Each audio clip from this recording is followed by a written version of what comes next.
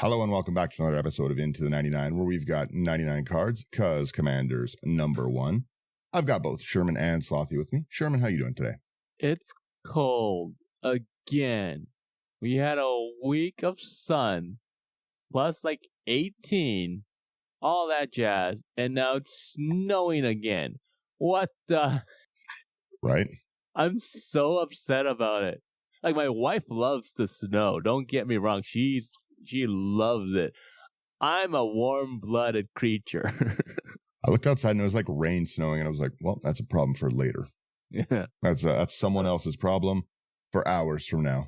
And how about you? Do? Oh, me, I'm dying. I'm actively dying. We're starting much later than I wanted because I've got like big swollen lips from allergic reaction again. Not fun. Not a wonderful time, but other than that, I'm doing good. I found Y'shtolas. I found some soul rings. Our game store does like a big, almost like a flea market every now and then kind of event where like people come and like sell and trade cards and stuff. And I went and cleared everyone out of soul rings. Every person. No one can have soul rings but me. Yeah, no, other than that, I'm pretty good. And Slothy, how about yourself? Oh, I'm not too bad. It was a bit of a interesting week. But yeah, nothing too much to report. Just working away, going to a new site on Monday, which will be interesting. It's not too bad. What are you doing there? Just kind of the same thing? Yeah, so we, my company kind of subcontracts people out to other companies when they need it, because make decent profits that way. And there's this one place that is quite fond of me. Like, they've offered me jobs every time I've been there. Had me running things, so they need some help. So they requested me and one of my buddies to go down there for about a month or so. That's pretty cool. Yeah. That's got to be not so bad. No, it's not too bad. Let's do our obligatory great sponsor stuff. If you guys want any of the cards we're about to talk about, go over to houseofcards.ca, promo code IT99. Going to get you a discount. They've got great stuff. I need to buy so many soul rings from them. I asked them if they have 200, and they told me they don't. So they have lots of things in stock, just not 200 soul rings. But again, if you guys want that discount, IT99. And if you want cool sleeves and cool places to put your stuff, go over to Nerd Gear. Support us on Patreon, like, share, subscribe. And let's get into what I think is one of the cooler decks I've seen in ages. This is one of Slothy's creations. Slothy, tell them what we're talking about. Yeah, so I'm a massive D&D fan. Play it every week, have for the last 7 years or so. And I also really enjoyed the partner background mechanic. So I went with Wyll, Blade of Frontiers, with Acolyte of Bahamut. And this deck is called D&D Dice and Dragons. And that's kind of what it does. You're going to be rolling a lot of dice with the Wyll side, saving on a bunch of dragons from the Acolyte side. And every single card in this deck was printed in either Adventures in the Forgotten Realms or Battle for Baldur's Gate. That's cool. So you can basically just go through the bulk binders and find like all the things you're looking for. Yeah. I like this. So yeah, I'll read what they do. Wyll, Blade of Frontiers is 1 and a red for a 1/1 human warlock. If you would roll 1 or more dice, instead roll that many +1 and ignore the lowest roll. Whenever you roll 1 or more dice, put a +1/+1 counter on Wyll and choose a background. And the background, Acolyte of Bahamut, is 1 and a green. Commander creatures you own have the first dragon spell you cast each turn costs 2 less. So it's super easy to kind of jump out ahead of curve playing Wyll on 2, Acolyte on 3, or sometimes even both of them on 2. And then you just kind of have a big board of flying dudes that just become a real problem, and all of the support from the dice rolling stuff kind of helps keep everyone else in check a little bit. In the collection that I just picked up, there was a lot of backgrounds, which is really cool because I love them as well. But I've never used the Acolyte of Bahamut as one, so there's a few that I'm putting together with it. I never would have thought of the Wyll one though, so like I think it's like a really cool one. No, this one, according to EDH Rec, has only 101 decks for this pairing. It's a unique deck, yeah. But yeah, should we jump into our first section here? Yeah, let's hit up ramp. I'll start us off. We've got an arcane signet. Just 2 colorless. You tap, you add 1 mana of any color in your commander's color identity. And then after that, we have your Commander Sphere for 3 mana. Tap to add 1 mana of any color of your commander's color identity. And you can sacrifice it to draw a card. And then we've got Cultivate. 2 and a green for sorcery. Search your library for up to 2 basic land cards, reveal them, put one on the battlefield tapped, the other into your hand, and then shuffle. Fertile Ground is next. I like the artwork of the bees. 1 in a green. It's an enchantment aura. Enchant land. Whenever enchanted land is tapped for mana, its controller adds an additional 1 mana of any color. I was just talking again. I need Soul Rings, and my brother was saying there's like the only reason you don't put a Soul Ring in a deck is generally you're running like a really, really extreme budget, or you're trying to like kind of power some things down, right? It's kind of an auto include in so many things, but I made the case that there's a lot of decks that these enchantments are going to be better than like a Soul Ring, like the like all of those like 1-drop green enchantments, 2-drop like that, because like they just synergize better. Like I'm building like the High by Forest Guardian, Go Shintai, those things, right? And like I said, low on Soul Rings, I'm looking at them. So like I like to see these more and more, and I kind of want to pick up a bunch of them because they're nice cheap pieces you don't like see anymore, right? Yeah, exactly. And enchantment removal is far less common than artifact removal. Well, and everyone acts like touching a land is a war crime, right? Like in a normal, I understand the problem with like in a normal game, like if we were all actual competitive players, if I put this on a land, then you blow up the land, you've lost me. But no one does that. Yeah, no one ever does that. They might hit my land, or they might hit my enchantment, but they'd still leave my land alone because, like I said, I could put this thing on Gaia's Cradle and people would still be like, "Well, you know, it's not nice." It is a land. Gaia's Cradle, Fertile Ground. I tap for 5,001. 5,000 green and 1 blue. Yeah, that's true. Who's next here? I am. The next one we're going to talk about is the Fancy Fire Diamond for 2 mana. Enters tapped, you can tap for a red. And then we've got Ganax, Astral Hunter. It is 4 and a red for a 3/4 legendary dragon with flying. Whenever Ganax or another dragon enters the battlefield under your control, create a treasure token and choose a background. I'm sitting here cycling through, like I haven't sorted any of these cards. And I'm like, I'm going to obviously do Ganax and Acolyte. That's cool. Yeah. Cloth, I was wondering why your mana section was so expensive. I knew there was something in here. Yeah. So we have our Cloth Unrivaled Ancient. It's 5/1 red 1 green for a 4/4 legendary creature dragon, flying haste. When Cloth Unrivaled Ancient attacks, add X mana in any combination of colors, where X is the total power of attacking creatures. Silly. Spend this mana only to cast spells. Okay. Until end of turn, you don't lose the mana as steps and phases end. I like that you already, like, 6 cards in have, like, alternate commander options. You know you got to do it. Fun. After that, we have another diamond. It's going to be a Moss Diamond for 2 mana. Enters in tapped and taps for green. I do have Ganaxes. All right, we're good. Next is a Rampant Growth. 1 in the green. You search your library for a basic land card, put that card on the battlefield tapped, then you shuffle. Ooh, Ganaxes. I found them in the pile. You missed a card, though. Yeah. What did I miss? Well, Slothy, you can take it. Sure. Or it's me. You take it. All right. It's going to be Patron of the Arts for 2 in a red. It's a 3/1 Dragon Noble. When Patron of the Arts enters the battlefield or dies, you create a treasure token. This is actually a hard card to find. I know it's common, but I could never get one at the LGS. Mm-hmm. That's a cool 3-drop dragon. Yeah. Yeah, it's really, really popular, you know, because like it creates treasure tokens for you when it enters and dies, right? So yeah, ramp. It's a super aggressive attacker. Yeah. Yep. With your Acolyte out, it's 1 red to drop. Mm-hmm. And then we've got our Soul Ring. 1 mana, taps for 2. I'll let you take the next one, Sherman. Then we're back in order. After that, we have You Happen on a Glade for 2 and a green. It's an instant. You get to choose one of these, though. You get to choose either Journey On, search your library for up to 2 basic land cards, reveal them, put them into your hand, then shuffle, or you get to Make Camp. Return target permanent card from your graveyard to your hand. This card is probably one of my favorites in the deck because a lot of people don't tend to like you cheating on all of your mana costs for your dragons, so they're going to try to do stuff to them. What? Why would they do that? I know, it's crazy. Dragons.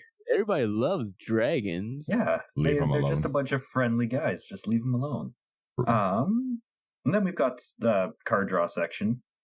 I'll take us away here. It's yeah. So you got a Colossal Majesty, 2 and a green. It's an enchantment. At the beginning of your upkeep, if you control a creature with power 4 or greater, we draw a card. likely will. Then we've got Draconic Muralists. 3 and a green for a 4/3 Dragon Bard.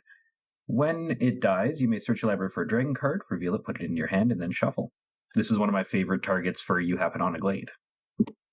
I like this. I like cards like this where it says like if it dies, you get to do stuff. It's like, hey, I'm gonna attack you. Why are you attacking me? I want you to kill it, but I will lose my own creature. Well, then, your choice. Take the damage or block, and I gain. Like, who cares?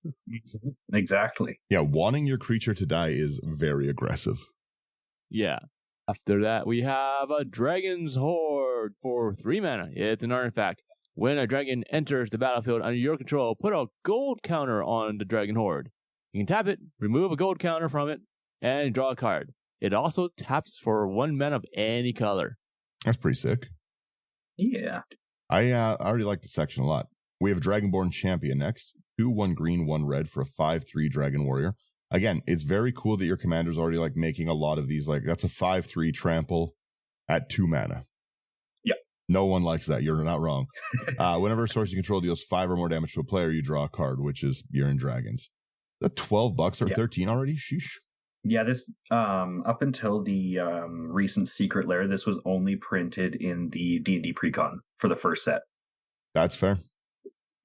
I loved all those D&D decks. Oh yeah, they were a lot of fun. But next up, we've got Unexpected Windfall. 2 double red for an instant. As an additional cost to cast this spell, discard a card, draw 2 cards, and create 2 treasure tokens. I've never noticed the artwork is somebody drawing a card. Yeah. Yeah. It's from the deck of many things. Mm-hmm. That's fair. I've just never noticed this. The next one is going to be You Meet in a Tavern for 2 double green. It's a sorcery. You get to choose one. You either get to form a party, look at the top 5 cards of your library. You may reveal any number of creature cards from among them and put them in your hand. Put the rest on the bottom of your library in random order. Or you get to start a brawl. For creatures you control, get +2/+2 until end of turn. I love all these cards. Like all the pick one or the other. I use the white ones all the time. Oh, yeah. Yeah, they're great. We jump into our creatures next here. I assume a bunch of dragons. What? Okay, so we start with our Ambitious Dragonborn. This is 3 and a green for a 0/0 Dragon Barbarian. It enters the battlefield with X/1/1 counters on it, where X is the greatest power among creatures you control and creature cards in your graveyard. That's cool. Yeah. So even if somebody kills something, you can just drop a monster. Exactly. And there is one coming up that is very fun to have it enter with the counters equal to that one. Okay. But next up, we've got a Tarka, World Render. 5 red-green for a 6/4 legendary dragon with flying and trample. Whenever a dragon you control attacks, it gains double strike until end of turn. Gross. After that, we have a Brazen Dwarf for 1 in red. It's a Dwarf Shaman that's a 1/3. Whenever you roll 1 or more dice, Brazen Dwarf deals 1 damage to each opponent. Oh, so if you roll 6 of them, it still only deals 1 damage. Yeah. Oh well, it is what it is. That's fair. Cool passive. We have our Dragon Speaker Shaman, because obviously your dragons need to be less. 1 double red for a 2/2 Human Barbarian Shaman. Dragon spells you cast cost 2 less. Making the first dragon spell I cast on each of my turns cost 4 less feels very nice. Is Acolyte the first? Yeah, Acolyte's the first. The first dragon spell, okay. That's fair. Then we've got Druid of Purification. 3 and a green for a 2/3 human druid. When it enters the battlefield, starting with you, each player may choose an artifact or enchantment that you don't control. Destroy each permanent chose this way. This is such an annoying card. Especially in like anything where it makes tokens or blinks or something. Druid of Purification is so freaking annoying. Mm-hmm. It's brutal. You can make fast enemies with it. I'll say that much. Yeah, you got to pre-politics this card before you start casting this one. Yeah. And someone's going to be mad. We got to just say, let's gang up on Slothy. Yeah, 100%. Because like the problem is like cards like this is like it's each player. So like, you're like, okay, you are going to choose this one, you this one, you. I'm sorry, man. Like I know we're allies, but I have to choose something, right? Mm-hmm. Again, we don't know. Everyone can choose the same person except me. Yeah, that's true. Yeah, we all gang up on Slothy, and then Slothy seeks revenge elsewhere. All right. After that, we have an Earthquake Dragon for 14 and a green. That's right, 14. It's an elemental dragon that's a 10/10. This spell costs X less to cast, where X is the total mana value of dragons you control. It has flying, has trample, and for 2 and a green, you can sacrifice a land, return Earthquake Dragon from your graveyard to your hand. I've been able to get this out on turn 3. Gross. Before. That's really gross. Yeah. Got immediately murked, but that is what it is. If you get like a turn 1 Soul Ring, you can drop like Wyll and the Bahamut on like your turn 2. Yes, sir. That's pretty gross. Pretty rough. Next, we have our Green Dragon. It's 4 double green with flying 4/4. It has Poison Breath. When Green Dragon enters until end of turn, whenever a creature an opponent controls is dealt damage, destroy it. Yeah. And then we've got our Horde Smelter Dragon. 4 double red for a 5/5 dragon with flying. 3 and a red, destroy target artifact, and the Horde Smelter Dragon gets +X/+0 until end of turn, where X is that artifact's mana value. Pretty good. There's a lot of big artifacts right now. Yeah. And now we have a Red Dragon for 4 double red. It's a dragon. Slow and behold, it's a 4/4. It has flying. Has Fire Breath. When Red Dragon enters the battlefield, it deals 4 damage to each opponent. That's not bad at all. Yeah. Again, I'm looking at this deck, and this is a 4 cost, a 4 cost, a 4 cost. And those are problematic numbers to be dropping. Because that's 12 ETB damage and a 4/4 flyer at 4 mana. It's pretty good value. Next, if you've got the Dragon Speaker Shaman out, it's only 2 mana for that. Yeah, that's gross. We don't even think about that. We cut that right out. Next, we have our Stirring Bard, 3 and a red for a 0/4 Dragon Bard with Defender. When it enters, you take the initiative. I feel like it's been ages. We do have to read what the initiative stuff is. So, Slothy, you pull that up. Ooh. Oh, yes. Hang on. Initiative is you venture into the Undercity. Mm-hmm. And the first one you have to select. Crap. Okay, so basically it's like the Monarch. If you get hit, then whoever gets it enters into the Undercity as well. And then the Undercity has like 5 rooms. The Undercity's got 9 in total, but the shortest path is 5. Yeah. Yeah. Let's not go over the Undercity. That's a lot of talking. it's I don't know. It's worth it. It's kind of cool. Whenever one or more creatures a player controls deals combat damage to you, they take the initiative. So it is like Monarch. Whenever you take the initiative and at the beginning of your upkeep, venture into the Undercity, we get secret entrance. So search your library for a land, reveal it, put it onto your hand, then shuffle. Awesome. And then left path is Forge, 2/1/1 counters on target creature. Right is Lost Well, Scry 2. Trap, target player loses 5 life is the next one. Arena, goad target creature, stash, create a treasure token. Archives, we draw a card. Catacombs, you create a 4/1 black skeleton. And then the final, when you get the whole way through, is Throne of the Dead 3. Reveal the top 10 cards of your library, put a creature from among them onto the battlefield with 3/1 counters on it. It gains hexproof until your next turn, then shuffle. That's cool. Yeah. How do you venture into the Undercity is when we take the initiative, but how do we keep going after this, or do we have to take the initiative again? Beginning of the upkeep. Yeah, or you enter a dungeon. Yeah. Okay. You're not. Yeah, those are the only 2 ways. So, and like if you have entered a dungeon, you cannot enter the Undercity. You have to have the initiative to enter the Undercity. Yeah. But after that, once you're in the Undercity, if you have venture into a dungeon, then you can keep going through the Undercity. Whenever you take the initiative and at the beginning of your upkeep, so you just keep going. Kind of. That's an interesting mechanic. Yeah. I don't see it very often. So. Oh, the dungeon mechanic is broken. So much fun. I love the dungeon, but I never did the initiative. Mm-hmm. Anyways, initiative is fun. It is like the Monarch. You try to pass it around if you can, kind of deal. So do you? If someone damages me, they take the initiative. Yes. Yep. Well, 100%, just like Monarch. Obviously, I have to make a deck about initiative and Monarch. Then that's really fun. Just a straight combat. Everybody bangs. Anyways, the rest of Stirring Bard, it's 0/4 with Defender, as we're back to.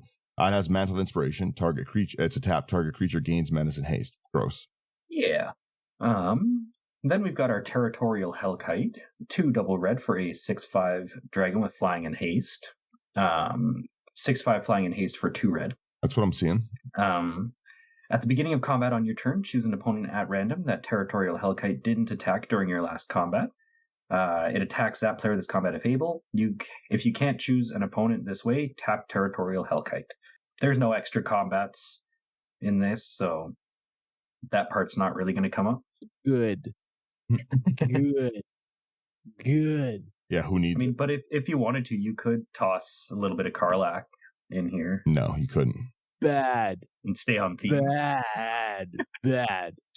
Next card we have here is going to be Thractus, the Butcher, for 3 and a red and a green. Legendary creature, dragon peasant. Is he really a peasant? I don't know.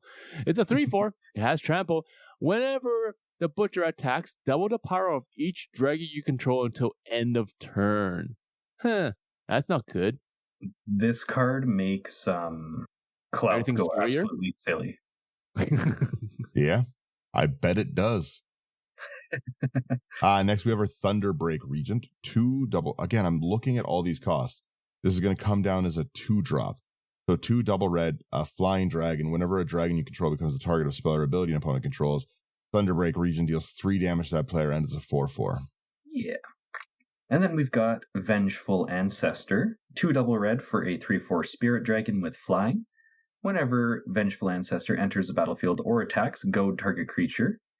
And whenever a goaded creature attacks, it deals 1 damage to its controller. Always fun.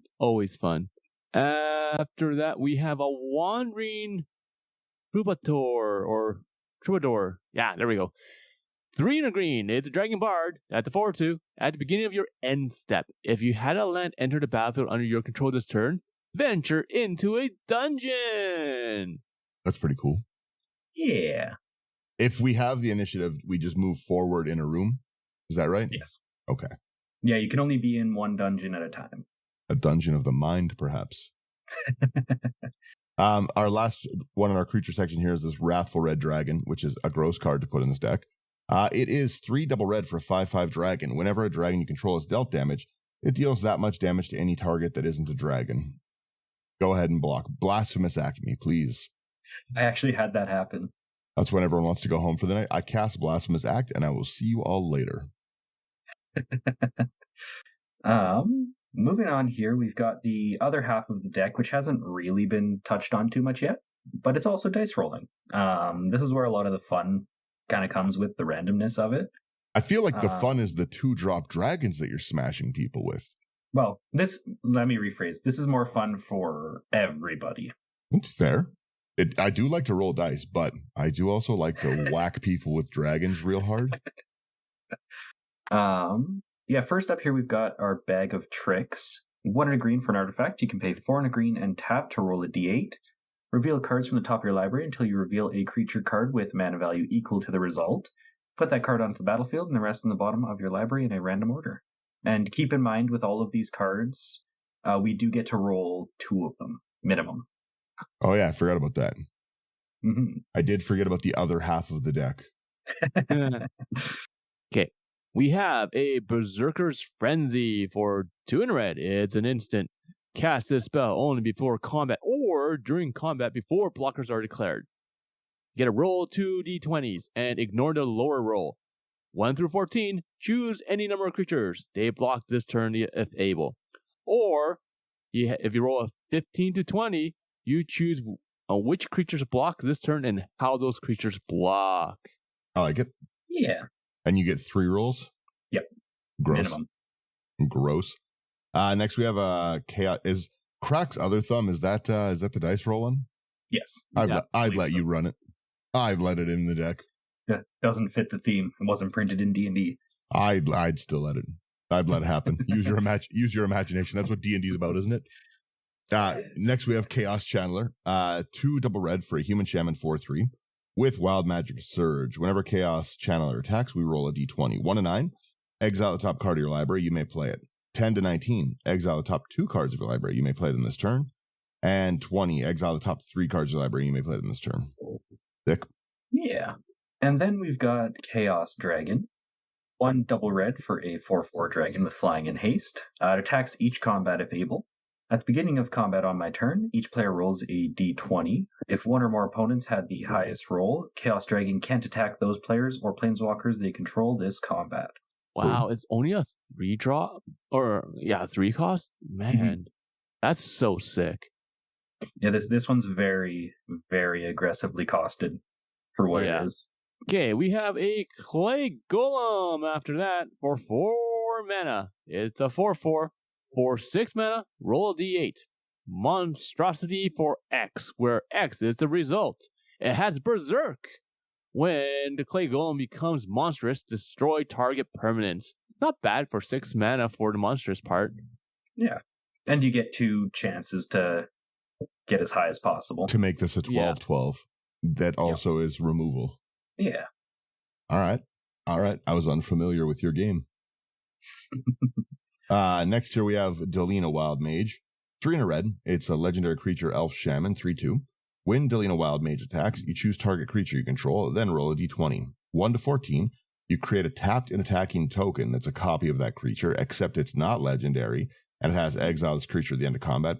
Amazing. And then 15 to 20, which is not that bad of a number to hit for the next one. Create one of those tokens, roll again. Yeah. So you have 2 chances. He is a fun commander. You have 2 chances to just say, we're running it back again. Yeah. Okay. You could just have like 7 cloths. Mm-hmm. Yeah. Okay. All right.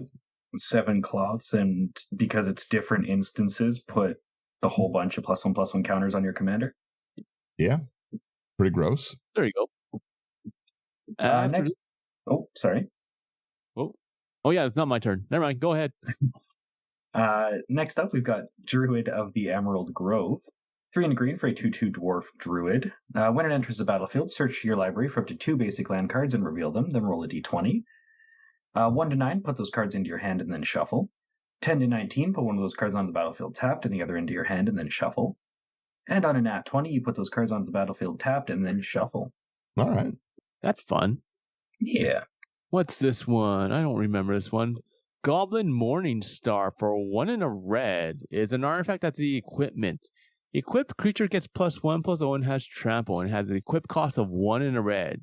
When the Morning Star enters the battlefield, roll a d20. 1 through 9, create a 1/1 red goblin creature token, or 10 through 20, create a 1/1 red goblin creature token, then attach the Morning Star to it. Haha, there it is. Yeah. I'm like reading it. It's like, this is the same thing. Oh, but we get to attach it. All right, cool. Yeah. It's pretty cool. Again, it's nicely costed too, and it's a token creator, which is awesome. Next we have our Hoarding Ogre. It's 3 and a red. 3/3. When Hoarding Ogre attacks, you roll a d20. 1 to 9, we get a treasure token. Sick. And ramp. 10 to 19, create 2 treasure tokens. That's pretty good. Nat 20, 3 treasure tokens. And we got double the chance to do it. Yep. I like this. Yeah. 10 to 19 is also not a crazy number to hit. 1 to 9 is No. pretty easy to avoid. Yeah, exactly. Especially when you've got multiple chances. To create 3 treasure tokens, though, is looking at me like the ring in Lord of the Rings, just like, why shouldn't I go for it? Everyone's getting swung on with the ogre. Absolutely. I'm ramping, please. Just doing it for the mana. Come on. Next up here, this is another one of my favorite cards in this deck. We've got Journey to the Lost City. 3 and a green for an enchantment. At the beginning of your upkeep, exile the top 4 cards of your library, then roll a d20. 1 to 9, you may put a land card from among those cards onto the battlefield. 10 to 19, you create a 2/2 green wolf creature token, then put a +1/+1 counter on it for each creature card among those cards. And then on a nat 20, put all permanent cards exiled with Journey to the Lost City onto the battlefield, and then sacrifice it. That's gross. This was how I got the Earthquake Dragon on turn 3. That makes sense. Yeah, that and like Earthquake Dragon and 3 lands. Yeah. Oh, yeah, because you really need those 3 lands. Oh, yeah. Gotta have the ramp. None of it's tapped. None of it's, and again, the 2 chances at it is, and it just keeps going until you hit it. Yep. Okay. All right. For 50 cents, that's pretty. It's pretty good. good for 50 cents. It's a pretty good card, right? All right. After that, we have a Loathsome Troll for 3 double green. It's a troll that's a 6/2. Holy smokes. For 3 and a green, roll a d20. Activate only if it's in your graveyard. 1 through 9, you put the troll on top of your library. 10 to 19, you return it to your hand, and for a natural 20, you put it to the battlefield tab. I like this. Designated chump blocker. Yeah. That's cool. I definitely like that a lot. We have our Maddening Hex next. 1 double red for an Aura Curse enchant player. Whenever enchanted player casts a non-creature spell, we roll a d6. Maddening Hex deals damage to that player equal to the result. Then attach Maddening Hex to another one of your opponents chosen at random. I love it. Everyone is rolling dice with me. We're all having fun regardless. Doesn't matter what you build, we're all rolling dice. It's group hug. Exactly. Next up here, we've got Overwhelming Encounter. 3 double green for a sorcery. Creatures you control gain vigilance and trample until end of turn, then roll a d20. On a 1 to 9, creatures you control get +2/+2 until end of turn. 10 to 19, you put 2 +1/+1 counters on each creature you control. And then on nat 20, you put 4 +1/+1 counters on each creature you control. That's gross. Seems fun. Yeah. That's a really, really cool overrun. Because basically the same as Overwhelming Stampede. And the worst you get is just 2/2 Vigilance Trample, which is, I would say, worth the same cost. Yeah. With a horrible roll, again, with a 1 to 9 is an easy roll to avoid in D20. A 10 to 19, 2/1/1 counters on it is great because that stays. But the 4/1/1s, Vigilance, Trample, and like you're in Dragons too, right? This is making these all 10/10 Tramplers a lot of the time, 8/8 Tramplers. Yep. All right. Fair. After that, we have Sword of Hours for 2 mana. The fact that the sword has a sundial on it is just ironic. It's an artifact equipment, and when the equipped creature attacks, put a +1/+1 counter on it. When the equipped creature deals combat damage, you roll a d12. If the result is greater than the damage dealt to the result is 12, double the number of 1/1 counters on that creature and has equipped cost of 2. What the hell is $12 for this card? That's pretty good equipment. It gives you counters. Whenever if you attack with a 1/1, when it attacks, you make it a 2/2, deals combat damage, and if you roll higher than 2, then it becomes a 4/4. I get it, but double the number of $12. If you can get this onto I'm building Mabel right now because Mabel's sick. If I could get this onto that little mouse, because it's a lot of double strike in that deck, right? Because whenever you deal damage, and that's gross. Like a double and double is pretty sick. Yeah, and also this is the only printing of this card. Yeah, $12 though. If the result is greater than the damage, so we need to roll higher or 12. Yeah. Okay. $12 to roll a d20, no, or the d12, no. Now you're thinking like Wizards of the Coast. $12 to roll the dice. Let's go. Let's go. To roll no other card is using a d12 right now. Okay. Cornering the market. Next we have that's really funny. Next we have a Sylvan Shepherd. It is 2 and a green for human druid with vigilance, a 2/3. When a Sylvan Shepherd attacks, roll a d20. 1 to 9, we gain 1 life. 10 to 19, gain 2 life. 20, we gain 5 life. Pretty good attack. Yeah. And then we've got the deck of many things. 5 mana for a legendary artifact. You pay 2 and tap to roll a d20, then subtract the number of cards in your hand. If the result is 0 or less, you discard your hand. 1 to 9, return a card at random from your graveyard to your hand. 10 to 19, you draw 2 cards. And on a nat 20, you put a creature card from any graveyard onto the battlefield under your control. When that creature dies, its owner loses the game. Come on. That's pretty funny. That, we were talking earlier about aggro attackers. That makes quite the aggro attacker. I bring back your Birds of Paradise and we'll be swinging with it. I like this. It's gross. Yeah. After that, we have your good old classic treasure chest for 3 mana. It's an artifact. For 4 mana, sacrifice the treasure chest. Roll a d20. 1, it's a trap. You lose 3 life. 2 to 9, you create 5 treasures. 10 to 19, you gain 3 life and draw 3 cards. Or, for that nice big natural 20. You get to search your library for a card. If it's an artifact card, you may put it onto the battlefield. Otherwise, put that card into your hand, then shuffle. Use that 20 to search for a soul ring. Obviously, that's grabbing the deck of many things, right? Yes. It's so strong. You might as well get the soul ring. However, if you do get a nat 1 twice in a row because of your commander, you kind of deserve the 3 life. That's fair. And I think that's really funny. Worth It it. was a trap. Again, a lot of these cards are really good. They've got a lot of strong effects, but they're so, like you said, they're chance based, right? Like it's all the nonsense of like, what am I going to roll to get it? The fact that you can double whiff is really, really funny, I think. But there's not like much like, there's not much stuff that's going to like aggro the table because you're having fun. Yes, your turns are going to take a little longer, but if a turn takes a while because you're doing stuff, no one cares. It's when you're like, when I'm taking a slow play turn and I'm like looking at like 5 cards and I'm like, Yeah, when you're hemming and hawing. Yeah, I'm like sitting there, I'm like, I'm looking at, like, just got 4 or 5 cards in hand. I was like, you have no mana. Pass the turn. I'm like, why, just 3 minutes later. Okay, yeah. Or if you're at the LGS, let me quickly go get some drinks. Yeah. Yeah. Oh, no, I do pass. Sorry. Speaking of passing, we go to Wand of Wonder, one of my absolute favorite cards they've ever printed because I like shenanigans. Wand of Wonder is 3 in a red. It's an artifact. For 4 in a tap, you roll a d20. Each opponent, this is my perfect playstyle because I don't play removal, so we get it. Each opponent exiles cards from the top of their library until they exile an instant or sorcery, then shuffles the rest of their library. You may cast up to X instant and or sorceries from among cards exiled this way without paying their mana cost. So 1 to 9, X is 1, 10 to 19, X is 2, and 20, X is 3. So we get 1 from each player, which is cool. We don't have to cast them if we don't want to, but I know Sherman's packing removal. I know Slothy's got some cool stuff. You're cast it on me all you want. You're getting nothing. Rolling that 20s all day. You're getting 0 from me.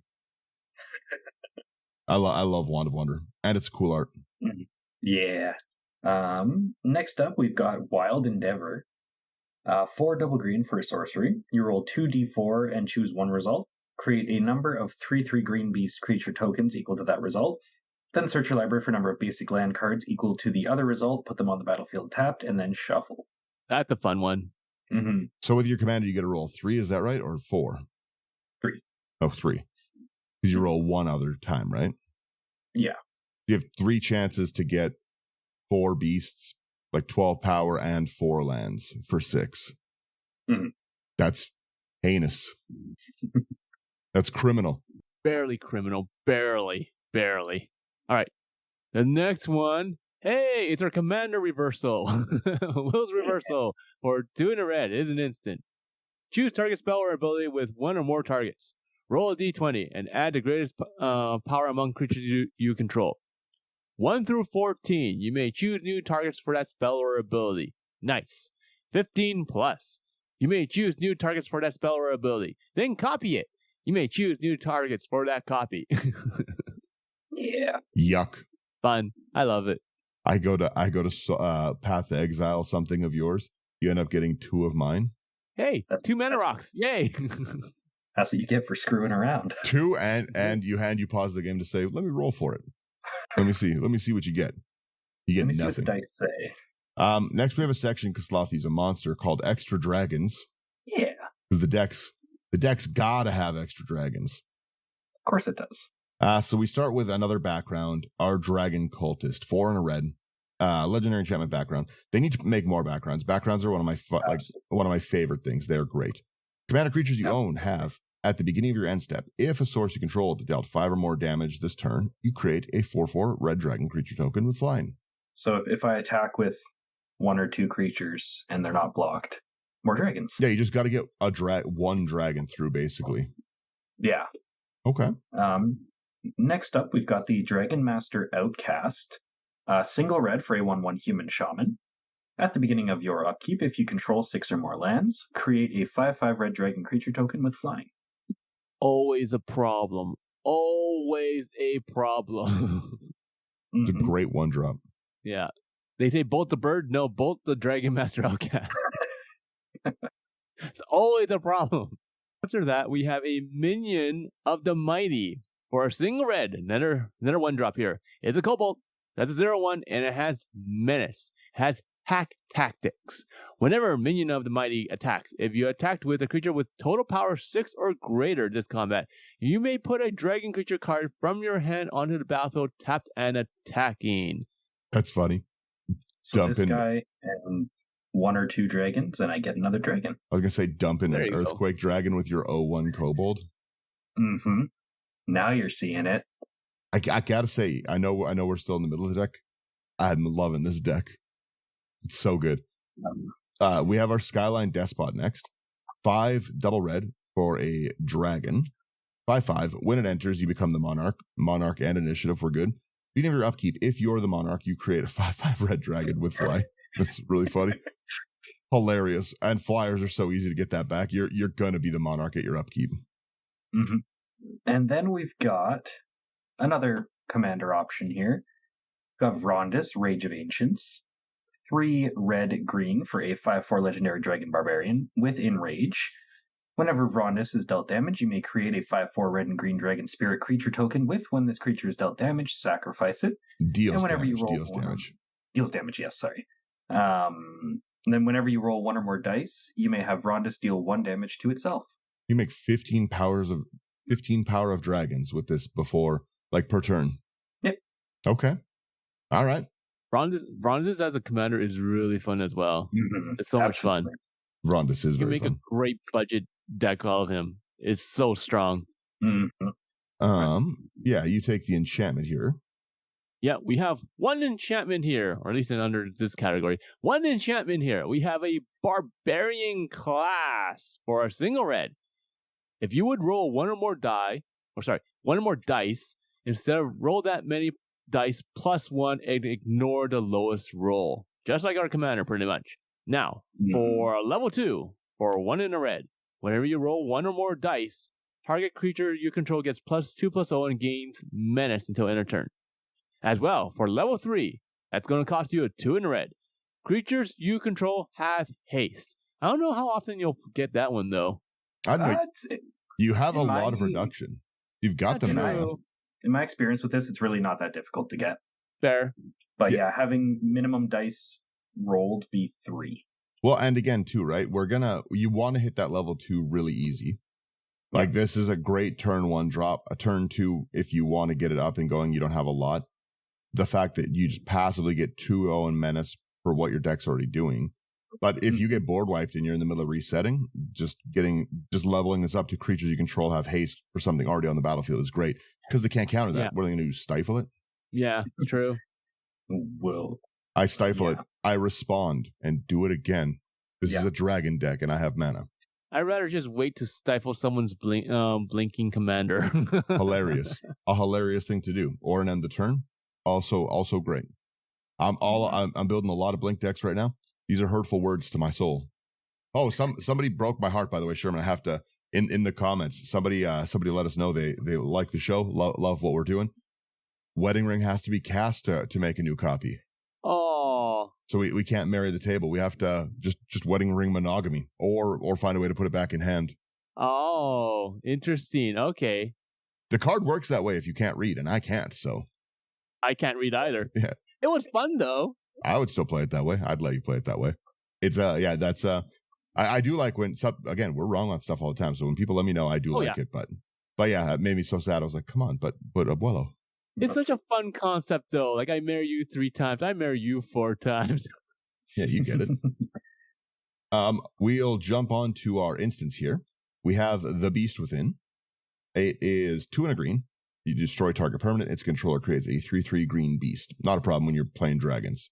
Yeah. And then we've got Critical Hit. 1 and a red for an instant. The target creature gains double strike until end of turn. And then whenever you roll a natural 20, return Critical Hit from your graveyard to your hand. Awesome. You have a lot of things that roll on attack. You could get this 2 or 3 times and give 3 creatures double strike in combat. Yeah. Yep. All right. We are down to our final card.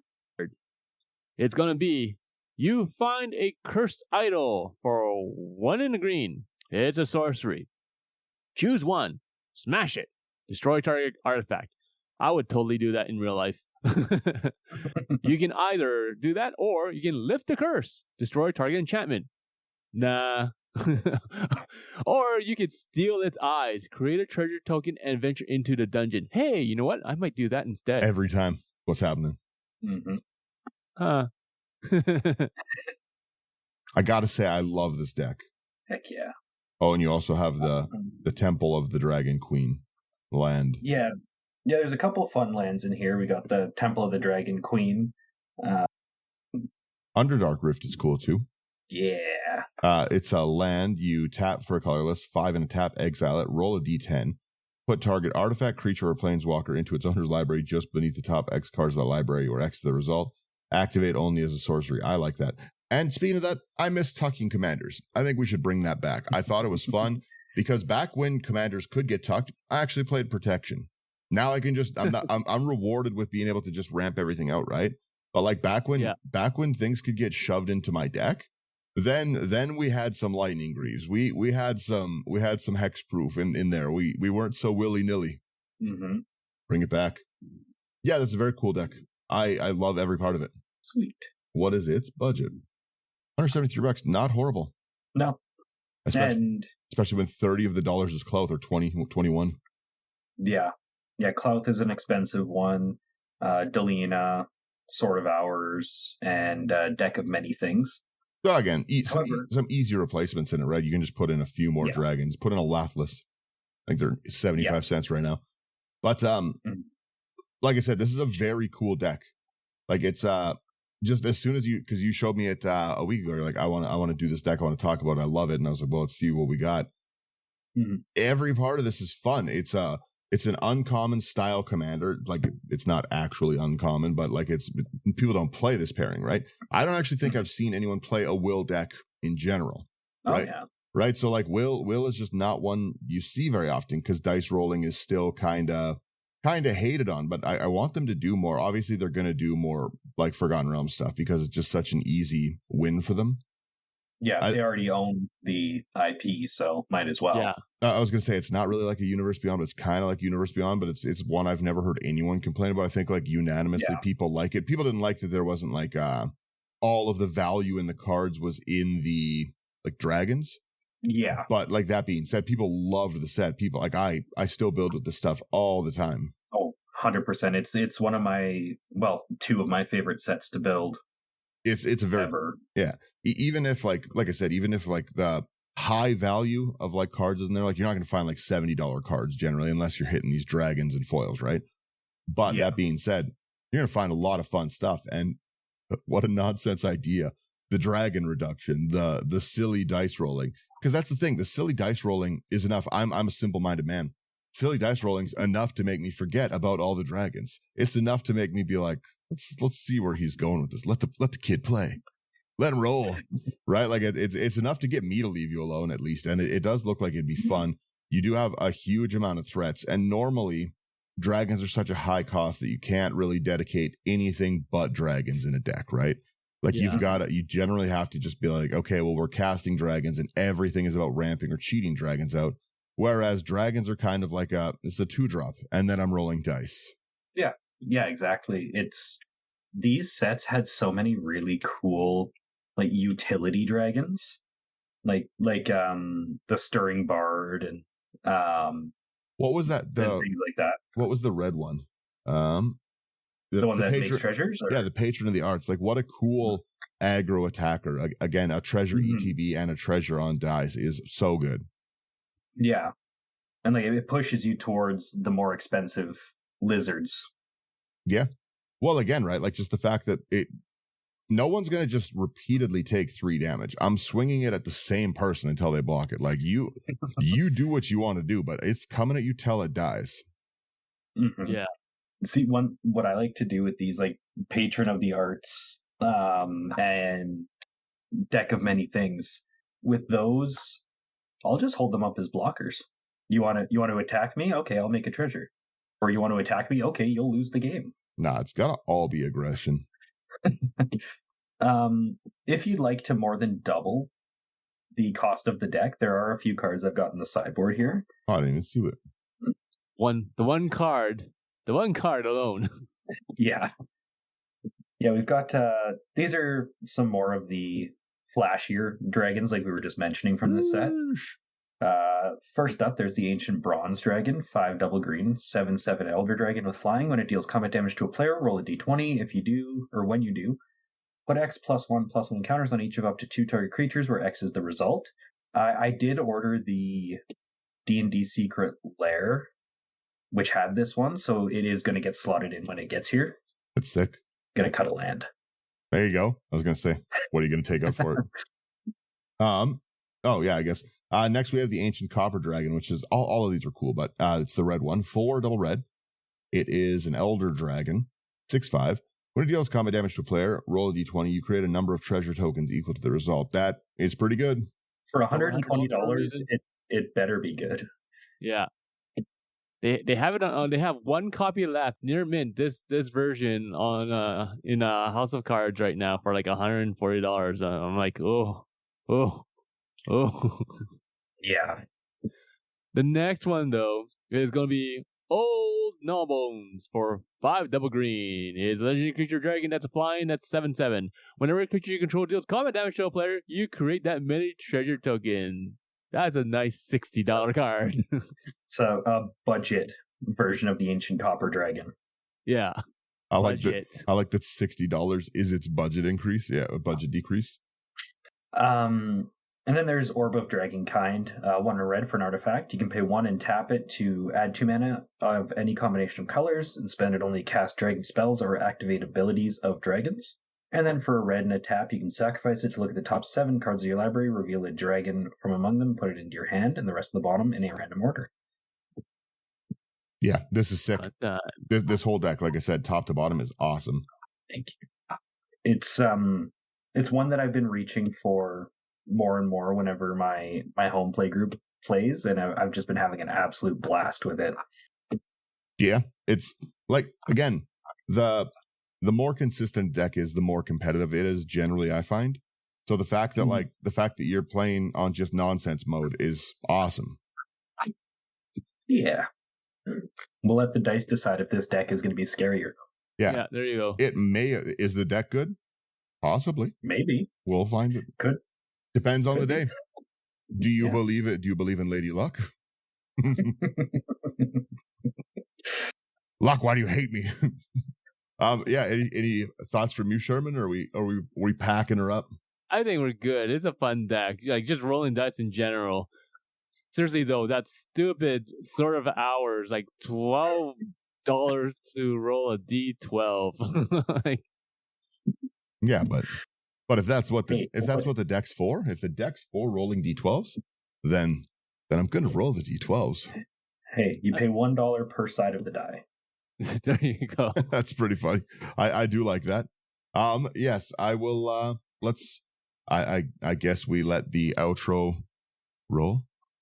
Yeah. Thank you guys for listening to our nonsense shenanigans. If you want any of these cards that we are talking about, go over to housecards.ca, promo code IT99. You're going to go there. You're going to buy that Ancient Copper Dragon foil.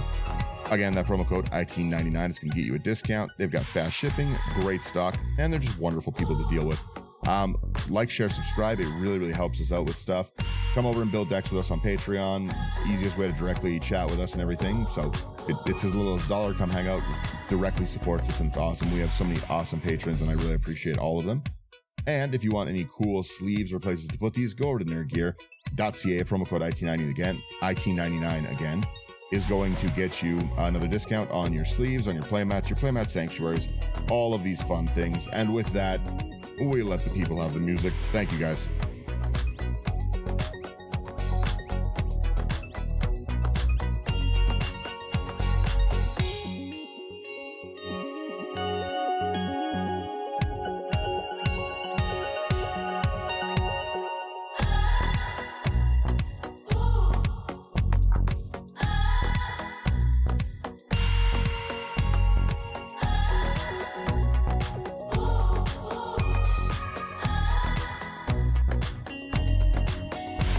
While the music goes passively in the background, Slothy's got me looking for this patron of the arts now.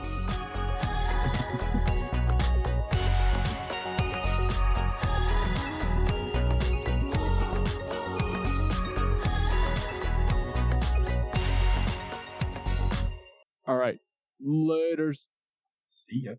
Bye bye.